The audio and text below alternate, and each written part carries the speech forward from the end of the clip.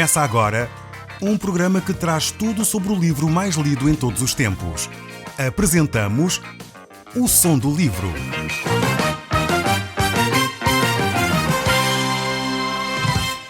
Seja muito bem-vindo. Neste podcast vai encontrar o livro mais conhecido e lido em todo o mundo.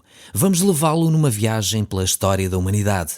Este é um audiolivro para si, para a sua família e sociedade em geral. Contextualização e comentários de Paulo Chaveiro. Eu sou Paulo Chaveiro e nós hoje estamos a retomar o livro de Jonas no capítulo 3. Mas eu gostaria, antes de entrar diretamente no capítulo 3, pegar então em Jonas capítulo 2, verso 10 e a partir daí fazer uma leitura dos primeiros versos do capítulo 3 para nos inteirarmos desta realidade. Temos aqui um Jonas completamente diferente depois deste episódio que ele viveu dentro do ventre do grande peixe. Vejamos então a palavra do nosso Deus. Jonas capítulo 3, verso 3, mas vamos começar então a nossa leitura do capítulo 2, verso 10. Falou, pois, o Senhor ao peixe, e este vomitou a Jonas na terra. Veio a palavra do Senhor segunda vez a Jonas, dizendo: Dispõe-te, vai à grande cidade de Nínive e proclama contra ela a mensagem que eu te digo. Levantou-se, pois, Jonas, e foi à cidade, segundo a palavra do Senhor. Ora, Nínive era uma cidade muito importante diante de Deus e de 3 dias para percorrê-la. Temos aqui então esta atitude de Jonas completamente diferente da primeira. A mensagem de Deus é a mesma, a ordem de Deus para Jonas é idêntica e depois temos Jonas com uma atitude completamente diferente.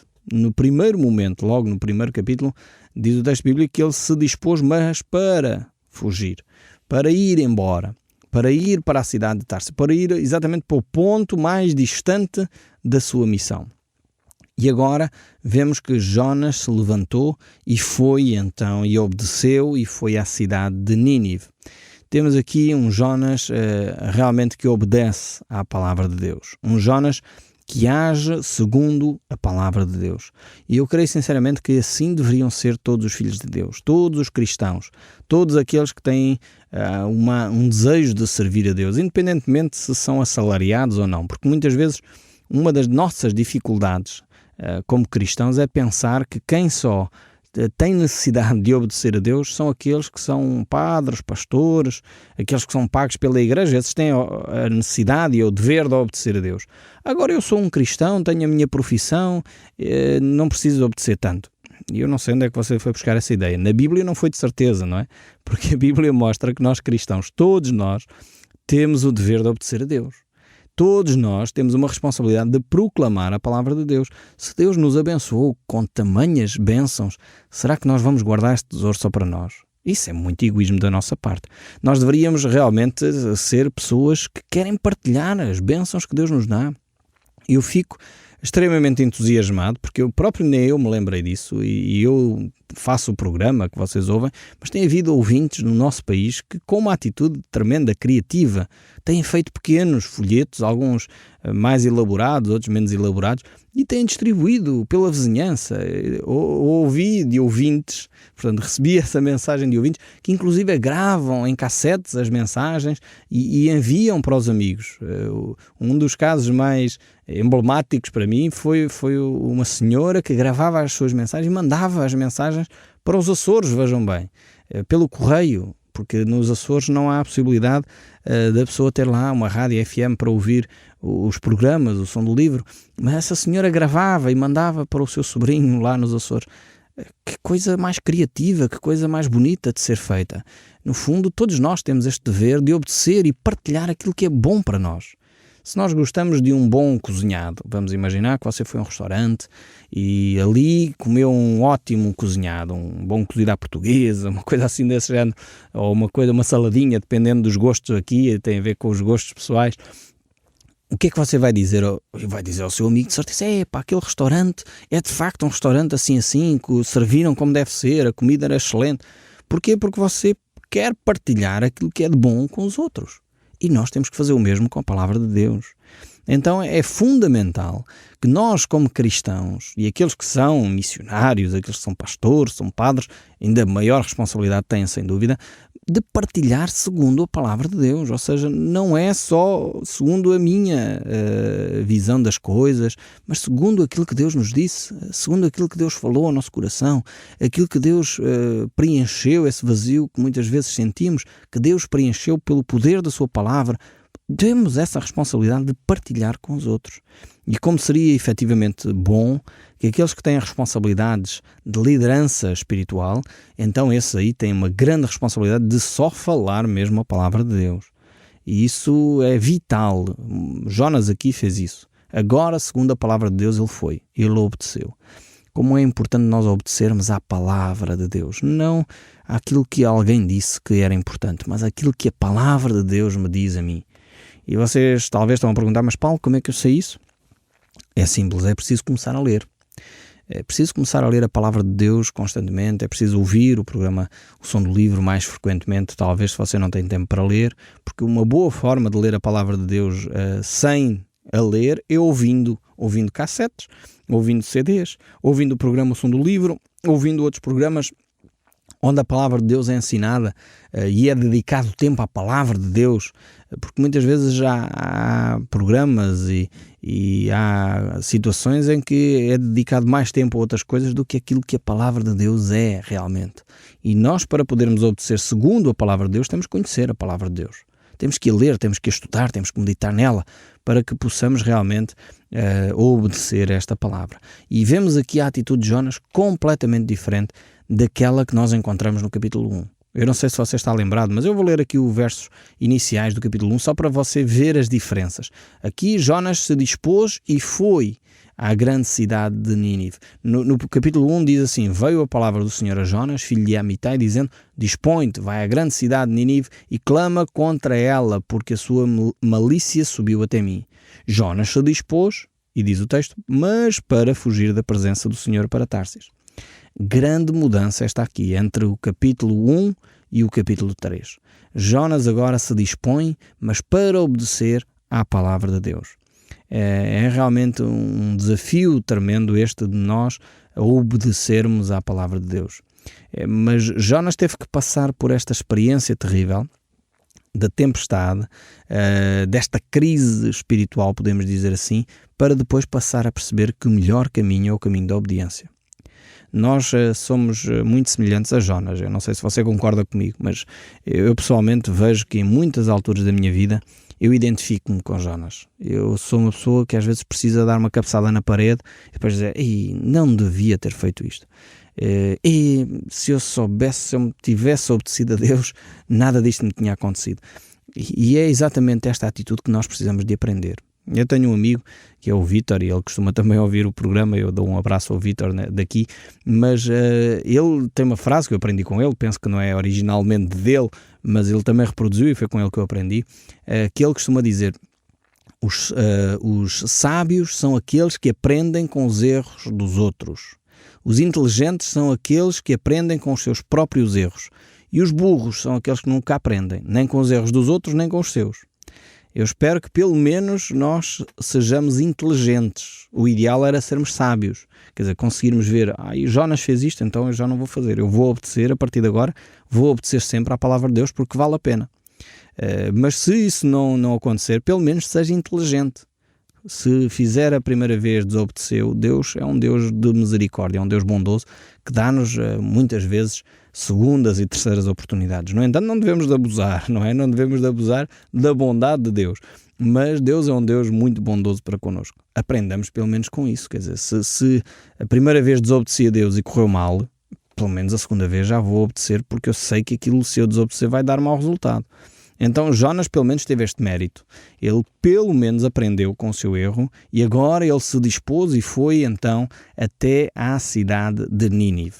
E encontramos Jonas agora a proclamar esta mensagem. Estamos aqui no capítulo 3, verso 4, onde diz: começou Jonas a percorrer a cidade a caminho de um dia e pregava e dizia: ainda 40 dias e Nínive será subvertida. Esta era a mensagem que Jonas começou a falar. Ele tinha uma grande responsabilidade, não era fácil certamente para ele. Temos só que recapitular e lembrar que Jonas era israelita, portanto israelita significava para os assírios inimigo, significava também que Jonas chega ali de uma outra cultura, alguém estranho à cultura assíria, e agora está a dizer que eles estão errados. Eu não sei se é fácil para si alguém que você não conhece de lado nenhum começar-lhe a apontar os seus defeitos. Provavelmente você vai reagir, mas quem és tu para me dizeres que eu não sei, ou que eu não faço, ou que eu sou isto ou aquilo? Tu não me conheces de lado nenhum. Agora, Jonas tinha esta grande responsabilidade e ele foi e obedeceu.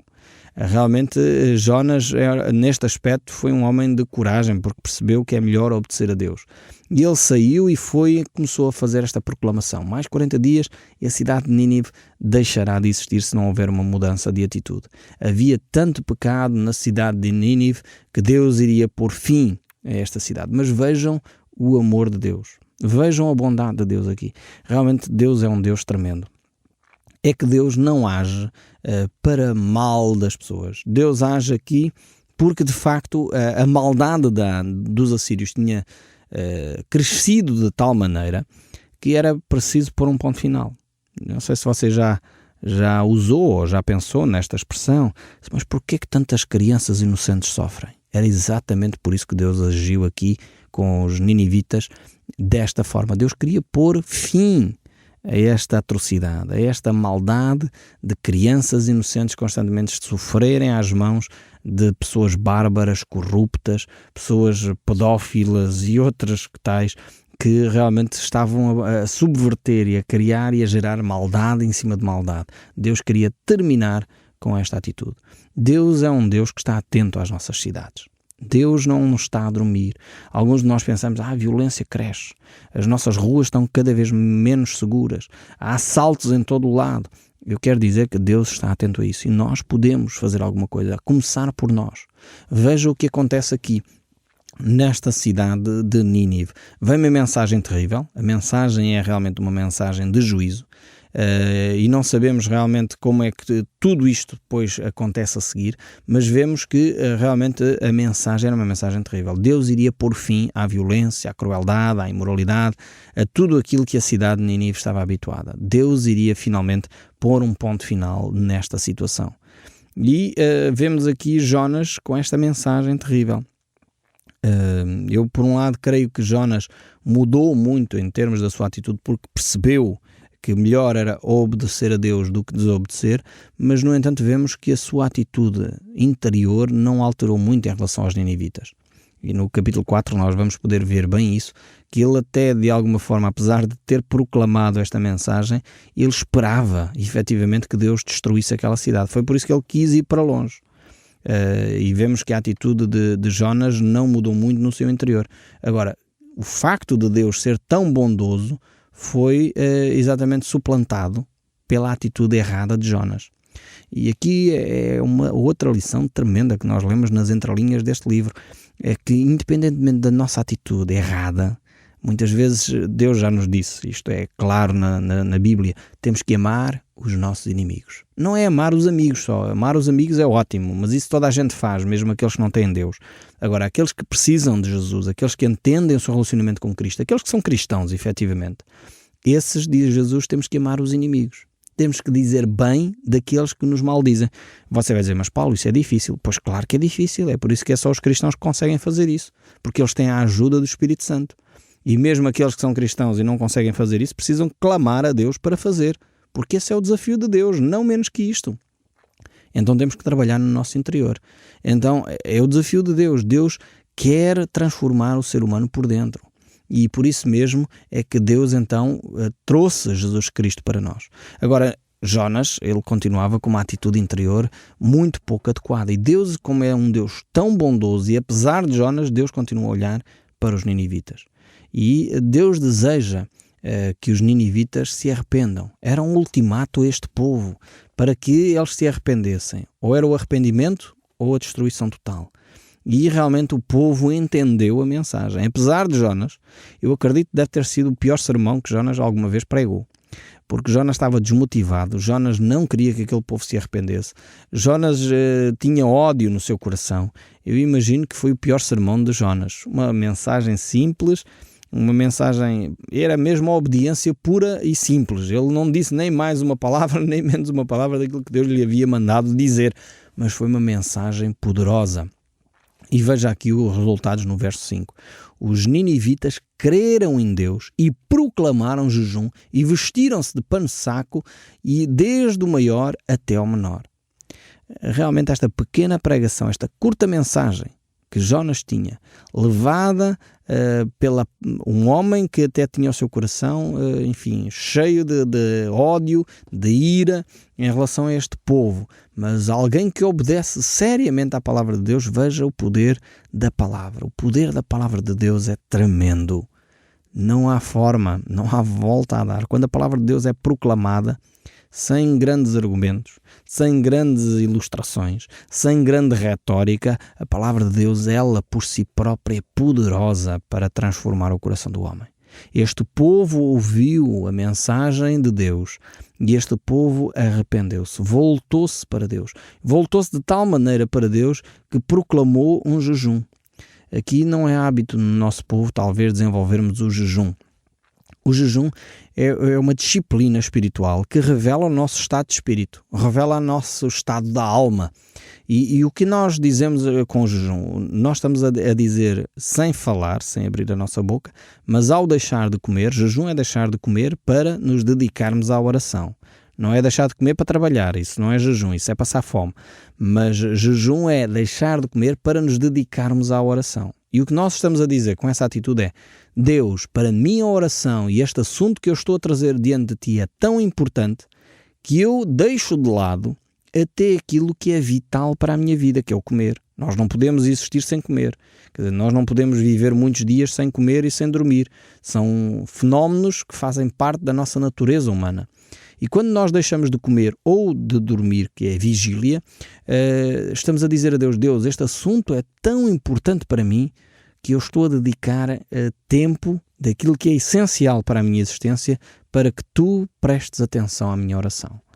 Eu quero dizer isto porque muitas vezes pensamos nós que o jejum é uma forma de torcer o braço a Deus, no sentido de dizer: olha Deus, agora estou a fazer jejum, agora tens que responder.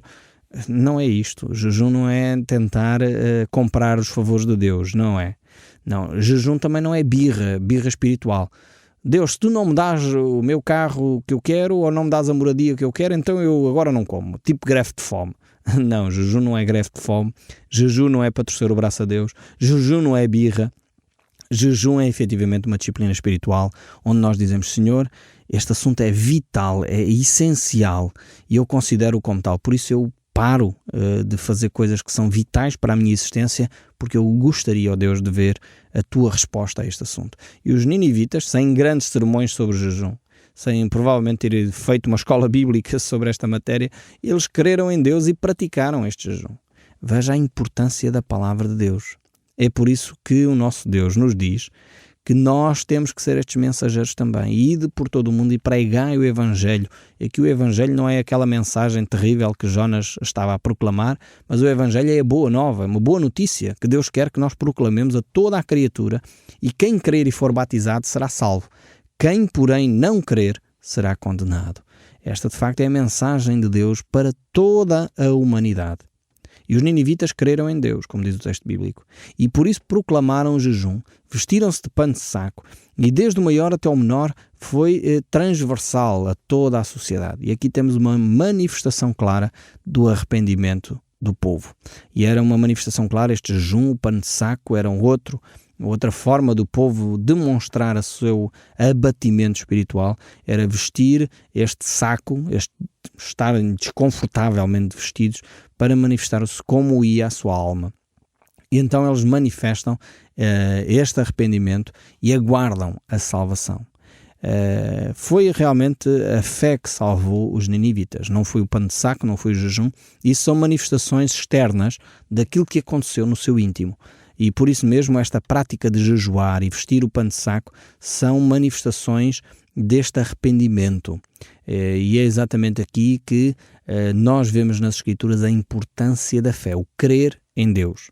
O texto é interessantíssimo porque começa exatamente por dizer isso. Eles creram em Deus e, em consequência de terem crido nesta mensagem, terem crido em Deus, então eles desenvolveram atitudes muito claras que manifestavam esta fé.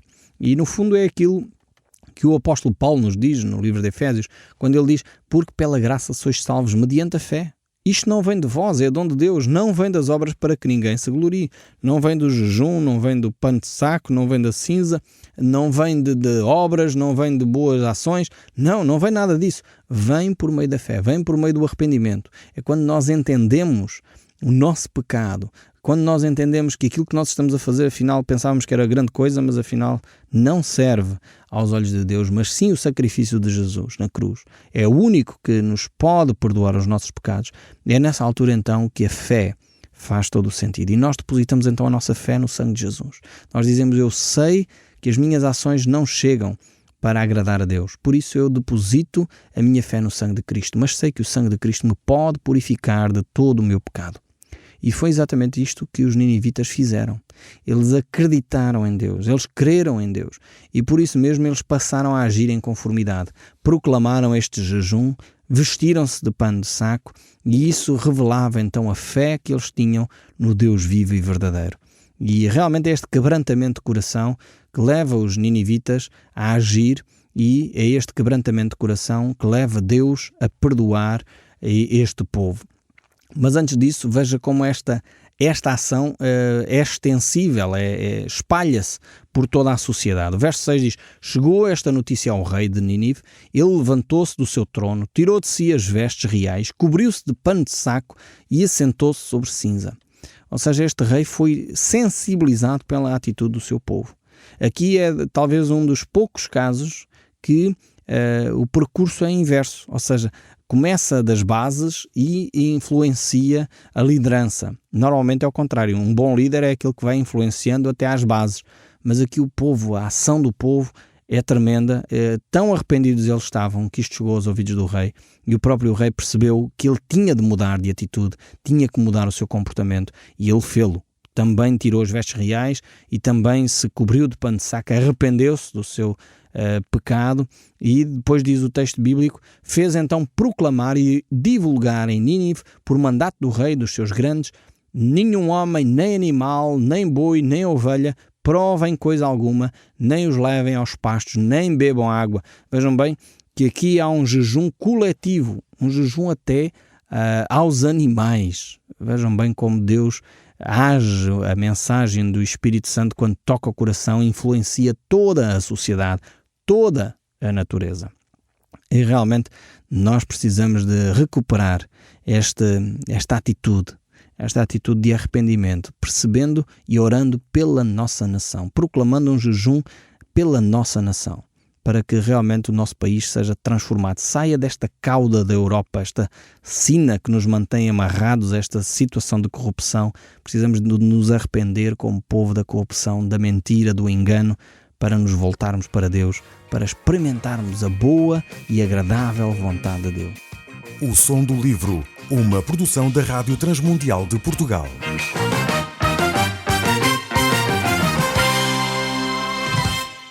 RTM. Conhece todos os nossos programas em rtmportugal.org. Uma produção da Rádio Transmundial de Portugal.